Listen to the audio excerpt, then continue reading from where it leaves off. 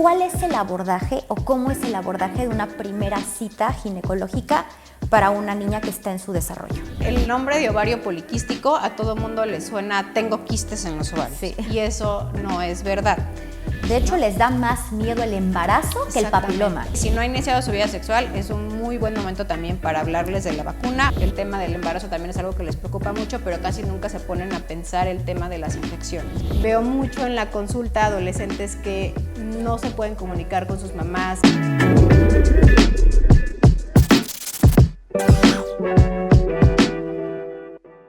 Hello, ¿cómo están? Bienvenidos a un episodio más de No eres tú, son tus hormonas, el podcast. El día de hoy, este episodio va a ser dirigido a todas nuestras pacientes chiquitas. Tenemos un especialista en el tema en el cual vamos a hablar cuándo es nuestra primera visita al ginecólogo, que es una de las preguntas que más me hacen en la consulta. Así que el día de hoy les quiero presentar a la doctora Ana Pau Vázquez. Gracias por estar aquí conmigo. Gracias por invitarme, Grace. Creo que ahora sí, este episodio les va a encantar porque es una de las preguntas que siempre me hacen. ¿Tengo una hija qué? ¿Cuándo la tengo que revisar? ¿Cómo sé si hay alguna alteración en ella? ¿Cómo sé si tiene un periodo normal? ¿A qué edad empieza todo esto? Así que te cedo la palabra haciéndote la primera pregunta en honor a este episodio. ¿Cuándo debo de llevar a mi hija en la primera visita o como la primera visita al ginecólogo? Gracias, Gladys. Mira, se considera que la vida hormonal o la vida ginecológica de nosotros las mujeres empieza una vez que empieza nuestra menstruación, que sabrán que se llama menarca, y una vez que esta empieza nos podemos considerar que ya somos unas pacientes ginecológicas, ¿no? Okay. Una vez que empieza la menarca. Igual te diría que hay que checar a las adolescentes un poquito antes, hay ciertas red flags, por ejemplo, si tienes una niña de 8 años o menor de 8 años que empieza con desarrollo de caracteres sexuales secundarios, es decir, que empieza con desarrollo de mamas o desarrollo de vello o incluso menstruar antes de los 8, eso no es normal, o sea, okay. se denomina pubertad precoz y hay que checarla. O igual, se supone que lo normal es que los caracteres sexuales secundarios empiecen a desarrollar más o menos a los 13 años. Igual tienes una chiquita de 13, 14 que ves que no empieza con ningún desarrollo, también es como una señal de que hay que checarlas, o que ya tenga 16 años o más y no haya presentado su primera menstruación, también es un punto importante, claro, para decir hay que checarla, ¿no? Entonces tampoco esperarse hasta que menstruen, sino si tienes cualquiera de estas dos variantes, que esté muy chiquita y empieza con un desarrollo hormonal, o esté ya en los casi entre 13 y 16 y no tenga absolutamente ningún tipo de desarrollo, también es un motivo de consulta importante, ¿no? Ya después, cuando empezamos a menstruar, lo más común, y esto es bien importante mencionar, es que una vez que una chica empieza con su primera menstruación, es que no sea regular, y es algo bien importante, ¿no? El principal motivo de consulta con las adolescentes es: mi hija no menstrua regularmente, ¿no? Y desgraciadamente aquí vamos a otro punto, muchas veces se lleva a que les dicen tienes ovario poliquístico, okay, no es normal que no menstrues cada mes, y esto para nada es cierto, ¿no? Una vez que tú empiezas a menstruar, lo más común es que tengas una cosa que se llama ciclos anovulatorios, que quiere decir que tu eje hormonal aún no está lo suficientemente maduro para que llegues a tener ovulación todos los meses y por lo tanto menstrues. Entonces es súper normal en las niñas que menstruen cada 2 meses, cada 3 meses, incluso hay chicas que menstruan una vez y no vuelven a menstruar hasta en un año. Exacto, 6, 8, y eso es totalmente normal y tienen que saber que es por inmadurez del eje hormonal y que se va a resolver. ¿Cuándo se resuelve? Se supone hasta 4 años puede ser del inicio de la menstruación, 4 años en los que puede ser que no sea regular, y eso no es anormal. Es decir, no te tienen que dar pastillas anticonceptivas por esa, obviamente hay que revisarlas, ¿no? Pero es muy importante que sepan, esto no es anormal, ni es que algo esté mal en tu cuerpo, ni que tus hormonas estén mal, simplemente es un proceso de maduración que lleva varios años para que sea totalmente regular, ¿no? Eso es bien importante. Fíjate que tocaste algo muy importante aquí, y es algo que yo también siempre les hago mucho énfasis. O sea, como lo dijiste, el ovario tarda, yo siempre les digo, entre 2 a 4 años. Al final es tu primer desarrollo, entonces la hormona va gradualmente madurando. me ha tocado casos y he tenido varios casos en donde si no les baja les dan anticonceptivos y les bloquean por completo todavía esa maduración, y cuando pueden las niñas tardar así unos 3, 4 años, entonces como que quieren hacer este cambio, se quieren quitar los anticonceptivos, se quitan los anticonceptivos y amenorrea total, o sea, ya como que el ovario siento que no alcanzó a madurar adecuadamente en ese proceso de que les dieron incluso los anticonceptivos. Claro, lo que sucede cuando tú tomas pastillas anticonceptivas, que pues es el mecanismo de acción de los medicamentos, es que tu ovario deja de funcionar de alguna manera, ¿no? Está en pausa, no ovulas porque tú estás recibiendo por fuera las hormonas que tu cuerpo necesita. Entonces, si de alguna manera, pues se bloquea, no se bloquea, sino que dejan de funcionar, y cuando tú te las quitas, otra vez tu cuerpo tiene que volver a hacer todo este ensayo de tu cerebro, mandarle las señales a tu ovario y tu ovario de regreso al cerebro para que todo este eje hormonal funcione. Entonces, si tú lo controlas artificialmente con pastillas durante varios años, pues cuando te las quites, otra vez tiene que tu cuerpo volver a funcionar todo este eje hormonal, y a veces pues tarda más. Lo más importante, que creo que los estresa mucho a las mamás y a las niñas, no es que haya algo anormal en ti, es como el mensaje, ¿no? O sea, que no sea regular estos primeros años no quiere decir que estés enferma, no quiere decir que pues, por lo tanto no tienes que recibir un tratamiento, ¿no? Obviamente si te dan las pastillas vas a menstruar cada mes, pero eso no quiere decir que tu cuerpo esté funcionando, lo estás controlando artificialmente, ¿no? Lo que decíamos. Entonces, lo más importante es no se preocupen, es normal, no hay nada mal en estas chicas, ¿no? Si únicamente son las irregulares, ya el síndrome ovario poliquístico, que está súper sobrediagnosticado, es otros criterios, ¿no? Que no solamente es el no ser regular, ¿no? Que eso es bien importante. No tiene nada malo, no se preocupen, es totalmente normal, ¿no? Ahora, otra cosa, que esto también pasa mucho y como lo acabas de decir, es algo que está totalmente sobrediagnosticado, va la niña, acaba de empezar a menstruar, son sus 14 añitos, les hacen su ultrasonido y les dicen, tienes los quistes, tienen los ovarios llenos de quistes, por eso no estás menstruando, y les vuelven a dar las pastillas, que creo que ahí también no es que haya, o sea, los quistes, sino son como que también todos los folículos, ¿no? Mira, es también bien importante, el nombre de ovario poliquístico a todo mundo le suena, tengo quistes en los ovarios, y eso no es verdad. El componente más importante del ovario poliquístico es que las chicas tienen algo que se llama anovulación crónica, quiere decir que no ovulas durante muchos ciclos, y entonces los folículos, cuando tú ves un ovario sano, los folículos se ven de diferente tamaño porque se están desarrollando, unos se crecen, se rompen, ovulas y demás. Si tú no ovulas durante 6, 7, 8 meses, ¿qué pasa? Que tu ovario se va a llenar de folículos, y cuando tú ves en el ultrasonido, el ovario se ve con muchos folículos, de hecho se llama como un patrón en collar de perlas o en rosario, pero no es que tengas quistes como tal, ¿no? Otra cosa bien importante es que en las adolescentes, de hecho, en todas las nuevas guías sacaron el criterio del ultrasonido como un criterio diagnóstico para ovario poliquístico, por 2 razones. La primera, que a las chicas que no han tenido vida sexual no les puedes hacer un ultrasonido transvaginal, es pélvico y no hay medidas ni criterios establecidos para hacer ultrasonografía pélvica para este patrón del ovario poliquístico. Entonces, ese es el primero, ¿no?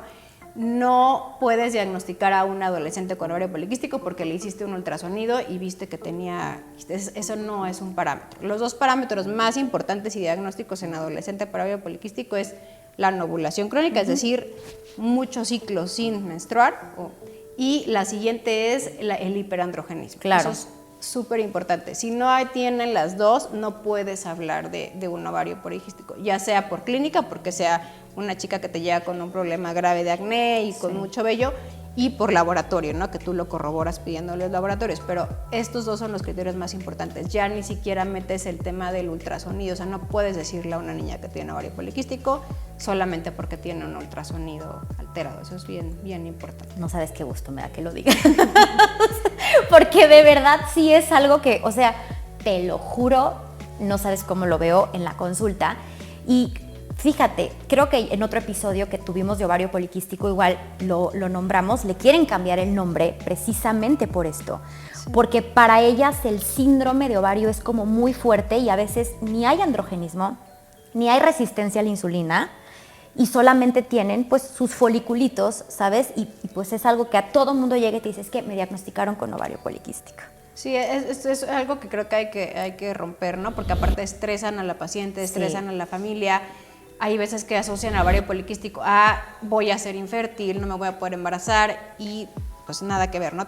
La mayoría de las veces ya que te pones a revisar no cumplen los criterios y no tienen ovario poliquístico, y lo más común es que simplemente tengan ciclos anovulatorios, lo que platicábamos al principio, por inmadurez del eje hormonal, pero no es un tema como tal de ovario poliquístico, ¿no? Okay. Y un poco lo del hiperandrogenismo, otra razón, otro motivo de consulta importante también sería ese, ¿no? Si tú tienes una hija o tu adolescente tienes un tema de acné muy importante, que ya fuiste con 2, 3 dermatólogos y no pueden controlar, ese es otro motivo también de consulta ginecológica, porque hay que descartar de este tema del hiperandrogenismo, ¿no? Un acné severo que no se puede controlar con un tratamiento dermatológico común, o este tema, ¿no? de este vello anormal, que no es nada más de, ay, pues soy un poquito velluda, me tengo que estar razonando, sino ya es un patrón totalmente anormal, ¿no? Un patrón como con tendencia masculina, ¿no? Que te salga vello en el bigote, en barba, en el pecho, en medio del estómago. Entonces, eso tampoco es normal y también es un motivo de consulta importante y un motivo por el cual tienen que ir a checarse también, importante cualquiera de estas dos cosas, ¿no? Ok, ahora, me encantaría que nos contaras, porque creo que esto también va como que digo que se alarman mucho las mamás cuando saben que tienen que llevar a las nenas al ginecólogo. En este caso siempre me dicen, prefiero mujer, ¿no? Porque pues es el abordaje, da un poco más pues de pena, de confianza, claro. y de confianza, exacto. ¿Cuál es el abordaje o cómo es el abordaje de una primera cita ginecológica para una niña que está en su desarrollo? Okay, es muy importante también mencionar que el ir a una consulta ginecológica no quiere decir que las vas a revisar ginecológicamente, ¿no? Es decir, las niñas se aterran cuando su mamá les dice te voy a llevar al ginecólogo porque se imaginan una revisión ginecológica como tal, ¿no?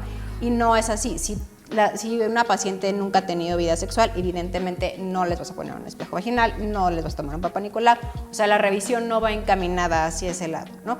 Es una revisión completa, como si tú fueras, también digo que siempre les comento que hay una etapa de la vida en que las niñas dejan de ser revisadas por un médico, ¿no? Porque a los 14, 15 ya no se van a sentar en el consultorio de un pediatra y tampoco quieren ir con el ginecólogo porque sienten que no tampoco encajan, ¿no? Que hasta que se casen o hasta que empiecen su vida sexual o hasta que se embaracen van a ir al ginecólogo. Y no, simplemente el ginecólogo es el médico que las va a revisar durante esta etapa de la vida y no involucra una revisión ginecológica, es una revisión toda, o sea, desde pesarte, medirte, tomarte la presión arterial, revisarte los pulmones, hacer un ultrasonido pélvico. Obviamente a una chica también que no ha tenido vida sexual no le vas a hacer un ultrasonido transvaginal, entonces le haces un ultrasonido pélvico, checas que el útero esté normal, que los ovarios estén bien y te digo, la revisas absolutamente todo, que su desarrollo vaya bien, lo que platicábamos al principio, no que no vaya adelantado, que no vaya retrasado, pero sin hacer una revisión vaginal como tal, para que no se asusten. Y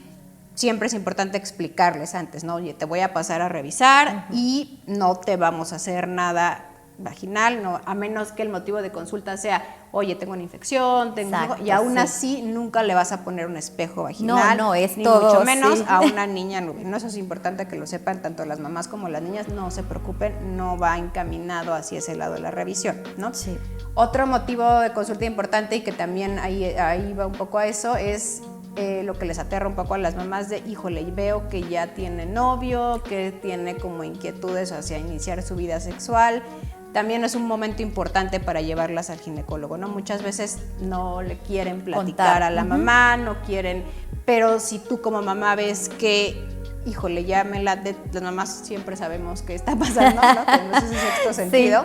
Siento que ya anda con el novio, siento que igual, llevarla, y lo que yo generalmente hago es hacia allá iba, si yo primero las entrevisto con su mamá, si vienen con su mamá en la oficina, y si siento que no te quieren decir algo más, ¿no? Lo que hago es pasarla a la exploración, a ella sola, decirle a su mamá, espéranos tantito aquí, no te preocupes, y platicar con ella sola en la exploración, ¿no? Muchas veces no quieren decirte frente a la mamá o frente al familiar con el que van, y ya que las pasas a la exploración ya te dicen un poco más, ¿no? Y finalmente también es un punto importante, es un momento importante en la consulta para darles consejería acerca de inicio de vida sexual, de anticonceptivos, de infecciones de transmisión sexual, que es un punto bien importante también en las adolescentes. Yo creo que sí. Y mira, yo la verdad, en este punto, porque sí tengo pacientes que obviamente tocan el tema, A mí sí me preocupa un poco esta parte de toda la transmisión, incluso del papiloma humano, porque sí está, o sea, digo, no me sé el porcentaje, ahorita tú nos vas a decir, no, es muy alto. pero es muy alto. O sea, es muy alto y siento que hoy en día hay más niñas, o sea, al menos yo a veces en antecedentes de jóvenes me dicen que tienen papiloma o que les hicieron algún tratamiento para, o sea, un crío o algo para el papiloma y son chavas de 20 y tantos. Entonces, yo creo que ahí, o sea, no sé más o menos cómo sería el abordaje. Mira, primero, si no ha iniciado su vida sexual, también es un buen momento para hablarles de la vacuna, ¿no? Ok.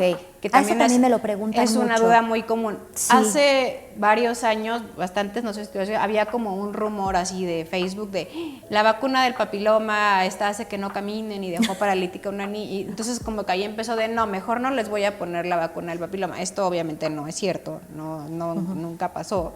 Y sí es un buen momento de, ok, pues hay que ponerles la vacuna, hay que completarle su esquema. A ver, hay pediatras que sí se los mencionan cuando las llevan de chiquitas, porque la vacuna del papiloma se puede poner desde los 9 años, o sea, está indicada desde esa edad. Pero hay muchos pediatras que no se los mencionan, hay otros que sí, o mamás que cuando se los dice el pediatra como que se sacan de onda y no saben si ponérselo o si no, y entonces esperan. Pero sí, si no ha iniciado su vida sexual, es un muy buen momento también para hablarles de la vacuna. ¿Y si ya lo inició? Si ya lo inició, también se puede hacer. El punto es el siguiente, es tan común como platicábamos que muchas veces si ya iniciaron su vida sexual, sobre todo con múltiples parejas, a veces está controvertido. Se puede poner la vacuna, claro que se puede poner. El punto es que muy probablemente ya estuvieron en contacto con los serotipos de la vacuna, ¿no? Pero se puede poner, ¿no? Y lo que digamos, ¿no? Yo creo que es muy importante a las niñas antes de que empiece, ¿no? Por eso les decía que una vez que las mamás sientan que, híjole, que algo por ahí. Exacto, es un buen momento para ellas para platicarles, ¿no? Ahorita el tema con las niñas es que tenemos la información muy a la mano, ¿no? Entonces, si ellas tienen una duda y en lugar de ir preguntarle a su mamá o a un doctor, googlean, ¿no? Oye, o le preguntan a la amiga, ¿no? Y entonces tienen muy mala información. Entonces, siempre que las llevas a la consulta es un buen momento para platicar con ellas. Si no han iniciado, explicarles de enfermedades de transmisión sexual. Sí, papiloma es muy común. A veces ni siquiera el utilizar un preservativo te va a proteger, ¿no? Entonces es bueno vacunarlas, estar prevenidas. Inculcarles mucho el tema de el condón, ¿no? Que es lo único que te va a proteger de una infección de transmisión sexual. El tema del embarazo también es algo que les preocupa mucho, pero casi nunca se ponen a pensar el tema de las infecciones. De hecho, les da más miedo el embarazo que el papiloma. Y mira, eso es algo que yo a veces sí en consulta a todas las chiquitas, sí se los hago muy énfasis, porque, o sea, siempre me llegan y me dicen, a ver, Gladys, es que, ¿crees que me pueda empezar a usar anticonceptivos? Porque como que tienen ese temor del embarazo. Y la verdad, te lo juro, yo sí soy muy yo preferiría que te cuidaras con un preservativo que con unas pastillas anticonceptivas, porque al final las pastillas, o sea, si no tienes vacunas, si no tienes nada, no te van a proteger de este virus que en serio sí a largo plazo no es bueno, ¿no? Sí, no, las consecuencias del virus de papiloma humano son graves. De hecho, el cáncer cervicuterino es el único cáncer del que sabemos exactamente cuál es la etiología y es virus de papiloma humano. Obviamente es algo que se desarrolla muy lento, pero que sí vale la pena que desde muy chiquitas estén conscientes. Y estamos hablando algo así, ¿no? Que es virus de papiloma, pero hay muchísimas enfermedades de transmisión sexual, ¿no? Herpes, ahorita otra vez estamos viendo clamidias, comonas, sífilis, que tú podrías pensar, ay, no, ya no hay, ¿no? Pero claro que las hay. Y también el tema grave es que muchas veces son asintomáticas en las mujeres, ¿no? Entonces, si tú inicias tu vida sexual a una edad temprana, no tuviste esta información, nunca tuviste síntomas, pasan los años y te das cuenta después de mucho tiempo, ¿no? Entonces es bueno informar a las niñas desde adolescentes de los riesgos, de que tienen que usar preservativo y obviamente también tocar un poco el tema de los otros anticonceptivos, ¿no? Que también es valioso. Ya cuando ya tienen una vida sexual activa, a veces ya no es suficiente usar el preservativo. Tengo muchas chicas que me llegan de, oye, pues es que sí estaba usando preservativo, pero fíjate que se rompió, se salió, o de plano no usamos ese día y entonces tuve que tomar una pastilla el día siguiente y entonces ahora estoy muy asustada. No, también no hablarles de por qué no es bueno usar, digo, cuando tienes una emergencia por algo existe. Es algo, pero no puede ser algo que utilices rutinariamente, ¿no? De cada vez que se me olvidó, cada vez que se rompió el condón. Entonces ahí sí hay que enfocarnos un poco en, bueno, entonces hay que encontrar otro método que te ajuste porque No es 100% infalible tampoco el estar usando cuando tienes una vida sexual activa. Claro. Por ejemplo, háblese de una pareja. Yo siempre les digo lo siguiente, ok, no tienes una pareja estable, usa condón, ¿no? Sí. No hay más. Ahora, ya tengo un novio de años, fíjate que estoy con él y los dos estamos seguros, ok, entonces ahí sí es un buen momento para iniciar otro anticonceptivo que tenga una eficacia mucho más alta. ¿Por qué? Porque finalmente el condón no tiene una eficacia alta cuando se usa rutinariamente, y ahí sí es un buen momento para darles la consejería de anticonceptivos y explicarles absolutamente todos los métodos que hay, que por fortuna ahorita tenemos muchísimos. Y muchas opciones para absolutamente todas las Sí, es como les digo, hay desde lo natural hasta la parte de la anticoncepción, o sea, hormonal, ¿no? Y al final siempre les digo, a ver, el método anticonceptivo que más te va a funcionar siempre va a ser desde tus requerimientos, tus necesidades y la facilidad de que también lo uses. Hoy en día sí yo he visto que hay mujeres que menos quieren usar también anticonceptivos hormonales, se están metiendo mucho a Creighton, se están metiendo mucho también a cinto térmico, ¿sabes? O sea, como que también hay todo este rol ahorita. Sí, mira, el tema es que con las adolescentes seguir estos métodos es muy complicado. No, sí. ¿No? Prácticamente yo te diría que imposible. O sea, si me llega un adolescente que me dice que va a hacer esto, es súper difícil hacerlo. Uno, porque muchas veces no son regulares todavía, lo que platicábamos, entonces es imposible que tengas un método natural si no tienes ciclos regulares. Dos, porque son muy inconstantes. O sea, si de por sí a veces hay que batallar, por ejemplo, para que se tomen la pastilla, se les olvida decirles, te vas a tomar la temperatura diario o vas a ver tu moco, o sea, es prácticamente imposible. Entonces sí, con las adolescentes creo que los métodos naturales no están mucho sobre la mesa porque seguro vamos a tener un accidente, ¿no? Entonces, de hecho, ahorita las últimas guías de anticoncepción en adolescentes lo que te empujan más, aunque no lo creas, es a poner un método, se llama long term, o sea, un método a largo plazo seguro, como un DIU, ¿no? Que tú dirías, híjole, un DIU en un adolescente, ¿cómo? La verdad es que ahorita las guías internacionales, y hay muchísimos estudios en Estados Unidos que te dicen, lo mejor cuando tienes un adolescente que va a tener poco apego tal vez es irte a lo seguro y ponerle un dispositivo de largo plazo o un dispositivo intrauterino. Y también es bien importante porque hay mucha mala información. Muchas mamás te dicen, no, es que me dijeron que si mi hija no le puedes poner un DIU a un adolescente, que la vas a lastimar, que se va a quedar estéril. Esto es súper falso, ¿no? Y muchas veces es la manera más efectiva de que tengan un anticonceptivo a largo plazo, sin efectos secundarios y con la efectividad más alta. Entonces también es un dato importante de decir, no está contraindicado poner dispositivos intrauterinos en chicas que no han tenido un embarazo, ¿no? Que es como una mala información, que hay mucho que no se les puede poner hasta que no tengan hijos, ¿no? Ok, oye, y nada más como resumen y para cerrar un poquito el tema del papiloma, si te digo, ¿de qué edad a qué edad se puede poner la vacuna? O sea, que tengas para que como que sepan las mamás. Mira, el rango de edad es amplísimo, o sea, de hecho se habla hasta los 50 años. O sea, órale, eso sí, realmente no está contraindicado por que te la pongas a ninguna edad, ¿no? Entonces, se supone que la respuesta inmunológica más fuerte justo es entre esta etapa de los 9, 13 años, ¿no? Pero no está, incluso en esta etapa, sabes que son 3 dosis, pero cuando se las pones antes incluso funciona con 2 dosis, ¿no? Hay muchos países que usan este régimen en tema de costos, ¿no? Y es totalmente efectivo, pero realmente no hay un límite de edad. O sea, si tú tienes 40 y te la quieres poner, prácticamente te la puedes poner, ¿no? Eso sí, no lo sabía porque... Sí, no, te la puedes poner. El tema es lo que te contaba, ¿no? En teoría, si tú ya estuviste expuesta a los serotipos que tiene la vacuna, es como, a veces les digo, es como si me dices, oye, ya me dio varicela, me voy a poner la vacuna de la varicela. Sí, no, pues ¿para qué? ¿No? Ese sí. más bien es el punto, pero en realidad no hay una contraindicación para ponerla a rango, no, o sea, no hay un límite de edad para ponerla.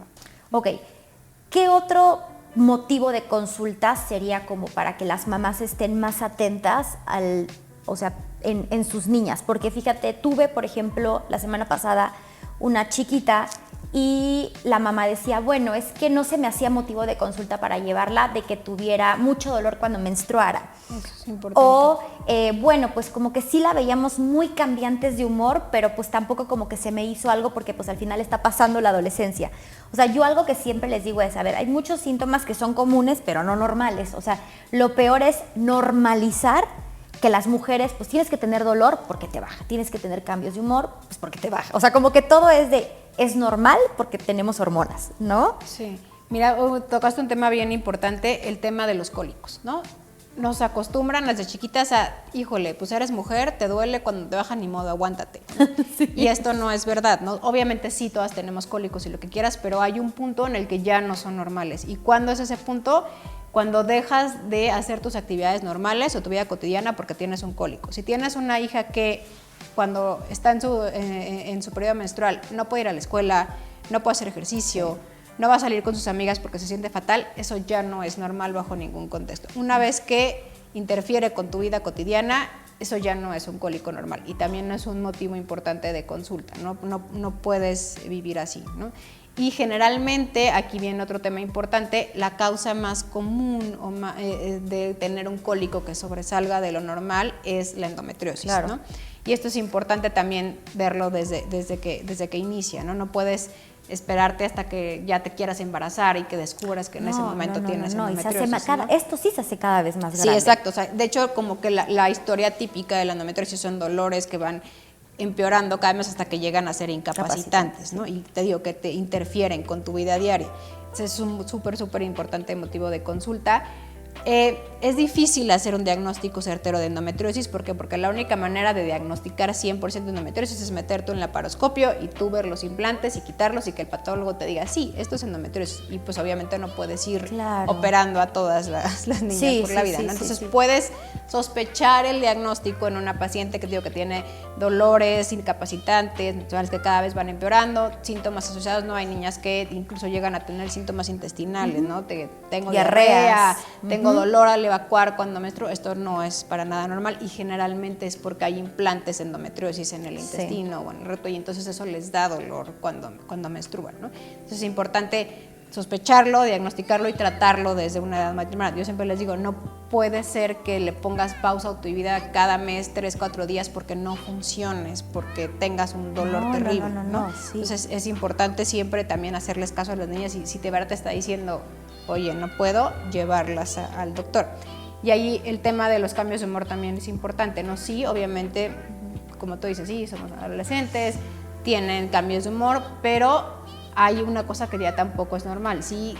Y eso se llama síndrome disfórico premenstrual. Y es un diagnóstico y es una enfermedad. No es normal. Y infradiagnosticadísimo, porque te digo, es del menstrua, pues es normal, ¿no? Igual, es el mismo parámetro que para el dolor. Una vez que interfiera con sus actividades diarias, eso ya no es normal. Si tienes una niña que cada vez que menstrua se deprime terrible y no se quiere levantar, son los dos extremos, el síndrome disfórico, ¿no? Se deprime terrible, no se puede levantar o está ultra, súper de malas, quiere matar a todo mundo, llora por todo, ninguno de los dos es normal. Y te digo, una vez que interfiera con su vida social o su interacción con los demás, ya no es normal y hay que tratarlo, ¿no? Y hay muchas formas de tratarlo y no, como dices, no hay que normalizar el tema del síndrome premenstrual, ¿no? Fíjate, eso a mí me pasa mucho en consulta, te digo, lo veo bastante y sobre todo, como lo dijimos, el normalizar.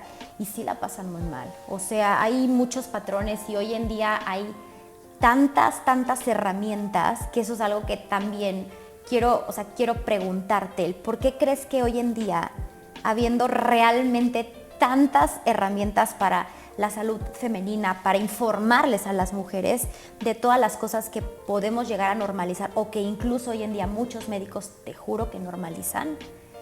O sea, ahora sí, ¿qué estará pasando? Mira, yo creo que lo primero, hay muchos mitos y justamente esto de la información es un arma de doble filo, ¿no? Lo que platicabas de Google, porque sí hay mucha información, pero hay mucha mala información, ¿no? Entonces lo que te platicaba, sí, tú te pones a googlear ovario poliquístico, vas a encontrar tal vez 10% de información certera y buena, pero también vas a encontrar 90% de cosas que no son reales, ¿no? Entonces, muchas veces las chicas creen que porque lo leen en una página de internet es verdad y pues dista mucho de ser verdad, ¿no? Entonces, yo creo que eso es lo primero, que hay mucha mala información disponible. Te digo, justo esto de que haya tanta información hace que haya muchas cosas que no son ciertas y que tú tomes como ciertas, y estos empiezan a volver mitos que se vuelven verdades, ¿no? Como esto de si tomas anticonceptivos te vas a volver estéril, no te vas a poder embarazar cuando quieras. O sea, hay muchos mitos que se van transmitiendo y que se va haciendo como una cadena de mala información. Yo creo que esa es la primera causa del por qué hay muchos chicas que tienen información que no es verdadera y que se quedan con ella Sí, todo. grabada, ¿no? O sea, y eso es lo primero. Si tienes una duda, mejor acercarte a algún profesional, a tu doctor, a tu ginecólogo, antes de creer lo que te diga internet o lo que te diga tu amiga o lo que te diga tu mamá, ¿no? Eso yo creo que sería lo más importante y la primera causa por la que siento que hay mucha mala información. Y yo, mira, yo sí soy mucho de pregúntale a tu médico, evalúa con tu médico, dile a tu médico si puedes, porque, o sea, ahorita con toda esta parte, o sea, bueno, yo siempre les digo, este podcast es muy informativo y siempre trato de traer especialistas precisamente para todas las dudas que día a día van teniendo y tener herramientas, porque al final estos episodios son herramientas para que la gente diga, ¿sabes? Pasó esto, puedo llevarla, ¿no? Pero al final siempre es, como lo dijo Ana Pau, o sea, muy, muy básico y muy importante que vayan de la mano siempre de su médico para todo.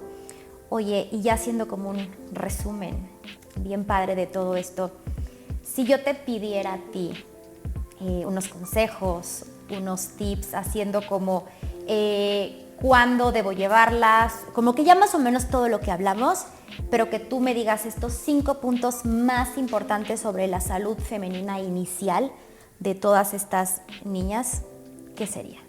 Mira, yo creo que el punto número 1, sobre todo, por lo menos ir una vez al año, ya sea con tu ginecólogo, que es lo más recomendable, ¿no?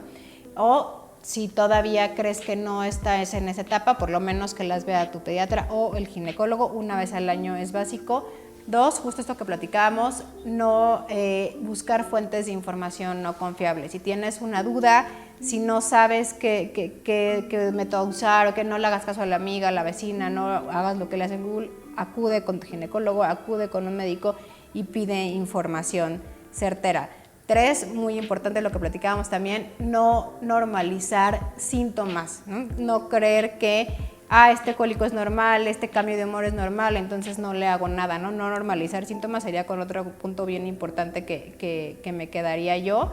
Otra cosa súper importante respecto a lo de las hormonas, no creer mitos, ¿no? O sea, no creer, confiar en tu doctor y no creer que las hormonas no son buenas o que te van a dejar estéril o que van a tener efectos secundarios a largo plazo. Siempre mejor buscar al profesional y que con él busques el método anticonceptivo que más te conviene. Y yo creo que lo último, sobre todo en las adolescentes, que es algo que me cuesta mucho trabajo, tengan un canal de comunicación bien abierto con sus hijos, ¿no? Para las que son mamás. Eso es súper, súper importante con las adolescentes. Veo mucho en la consulta adolescentes que no se pueden comunicar con sus mamás, que para ellas, en el lugar de ir al ginecólogo, lo tienen que hacer escondidas, que no. Entonces, si tú tienes hijos adolescentes, platica mucho con ellos, ten siempre abierto el canal de comunicación. Y si tú eres adolescente, igual, ¿no? Tal vez te va a costar más trabajo, pero trata de platicar con tus papás, trata de ser abiertos con ellos, busca información con un doctor, pero siempre también trata de comunicarte con tus papás, que te digo que es un problema que veo bien, bien común también en la consulta. Es que sí es común y sobre todo la confianza, el miedo, ¿sabes? Pero creo que como tú lo dices, o sea, es un canal que pueden ellos abrir para estar orientados, para estar seguros, escoger lo que mejor les convenga y con la seguridad de hacerlos acompañados, porque antes de terminar este episodio que llegamos para el final, tuve un caso de una paciente que acabó la trajeron con ambulancia aérea, o sea, con helicóptero a México, porque tuvo trombos en el pulmón por tomar la pastilla del día siguiente y se la tomaba pues como anticonceptivo. O sea, sí fue un problema muy, muy grave. O sea, hoy en día la niña vive anticoagulada y sí estuvo grave, ¿eh? Sí, muchas veces buscan esto las adolescentes, ¿por qué? Porque dicen, híjole, tengo muchísimo miedo de que mi mamá sepa que ya inicié mi vida sexual, entonces no voy a ir al ginecólogo porque cómo le voy a decir a mi mamá, entonces tampoco voy a ir a comprar unas pastillas porque qué tal que me las encuentra, entonces cada vez que tengo un accidente, pues me tomo mi pastilla al siguiente, nadie se va a enterar, ¿no? Y eso es súper, súper grave. Entonces sí es bien importante. De hecho, yo siempre les digo, en la legislación de este país y la práctica en todas es legal que tú como médico les des anticonceptivos a un adolescente sin decirle a un adulto, ¿no? Pero yo siempre le digo a las niñas, por favor, platícale a tu mamá. ¿Por qué? Porque si tu mamá te las encuentra, se va a armar un lío, o sea, tienes que, yo sé que es algún tema bien difícil para muchas chicas, por eso es lo que le digo a las mamás, traten de tener un canal de comunicación bien abierto con sus hijos, porque de todas maneras lo van va a hacer. Llegar a este punto, Sí, lo van a hacer. Y lo peor es que lo van a hacer mal informados, sin tener las herramientas adecuadas, y entonces es cuando tenemos problemas. Entonces traten de platicar con ellos para llevarlos con la persona adecuada, que tengan toda la información y todas las herramientas en la mano. Esa es la mejor cosa para evitar enfermedades de transmisión sexual, para evitar embarazos no deseados o para evitar lo que nos estás platicando, ¿no? Accidentes médicos por una mala información, ¿no? Sí. Eso es súper, súper, súper importante. Oye, pues muchas gracias por venir a este episodio. Estuvo muy padre, fue muy informativo, así que por favor, si conocen a alguien que le gusta este tipo de información o más que nada que la necesite, recomiéndenle este capítulo. Nos pueden encontrar en nuestras redes sociales. Muchas gracias, Mana Pau, otra vez. De verdad fue un honor tenerte aquí, mucha emoción. Gracias a todos. Bye.